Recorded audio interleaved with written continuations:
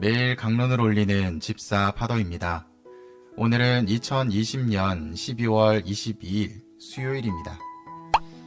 오늘 나오는 사무엘 상권 1장 24절에서 28절의 말씀은 아이를 청하던 한나의 기도가 들어졌다는 것을 보여주고 있습니다.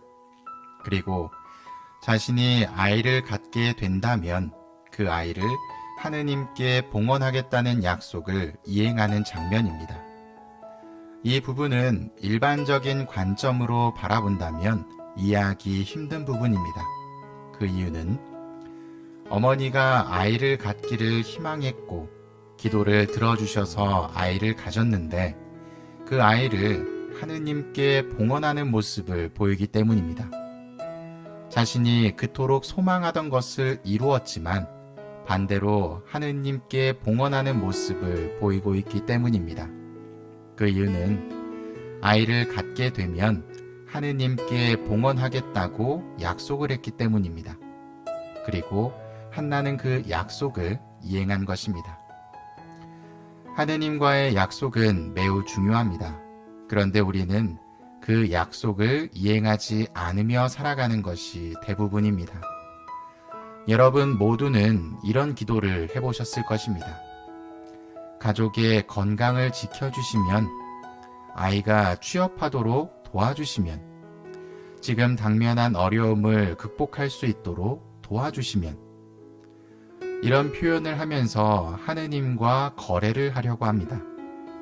그리고 만약 그 기도가 들어진다면 자신이 약속했던 것은 잊어버리고 심지어 자신이 받은 은총까지도 자신의 능력으로 이루었다고 생각하기에 이릅니다.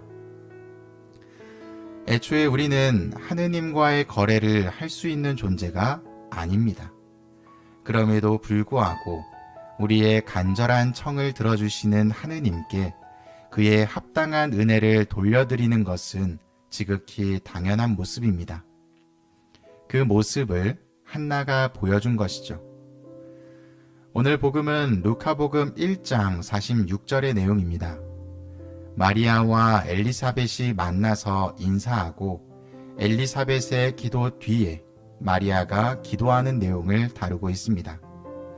이 부분을 우리는 마리아의 노래 혹은 마니피캇이라고 부릅니다. 이 내용은 예언적인 내용을 담고 있습니다. 루카 복음서의 저자는 앞으로 예수님께서 어떤 일을 이루시고 행하실지에 대해서 간접적으로 예언하고 있는 것입니다.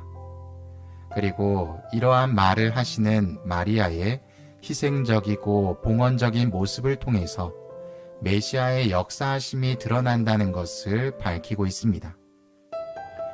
마리아는 하느님께 선택받은 존재입니다. 그 받은 선택 하나 때문에 죽을 위험에도 놓였던 인물입니다. 하지만 그녀는 자신에게 다가오시는 하느님의 뜻을 거부하지 않고 순종적으로 받아들이며 자기 자신을 희생하고 봉헌합니다. 그를 통해서 예수님께서 우리에게 오실 수 있었고 우리의 죄를 사해 주시며 구원으로 이끌 수 있는 문을 열어주시게 됩니다. 마리아의 이 모습은 우리 신앙인들에게 교훈을 주고 있습니다. 일독서에서 한나는 간절한 기도를 통해서 아이를 얻었지만 복음의 마리아는 원치 않는 아이를 얻게 됩니다. 한나는 사무엘을 봉헌하면서 자신의 도리를 다했고 마리아는 자신을 봉헌하고 희생하며 자신의 아들을 내어놓음을 통해 신앙적 모범을 보여주십니다. 청하기만 하고 이루어 주셔도 감사할 줄 모르는 우리의 모습과는 대조를 이룹니다. 성탄은 거저 주시는 기쁨입니다. 나의 희생도 봉헌도 필요하지 않은 거저 주시는 선물인 것이죠. 하지만 우리가 준비해야 되는 것이 단 하나 있습니다. 그것은 그 선물을 기쁨으로 받아들일 준비를 하는 것입니다. 집에 손님이 오면 그 손님이 대단하든 대단하지 않든 손님 맞을 준비를 합니다. 그것이 기본입니다.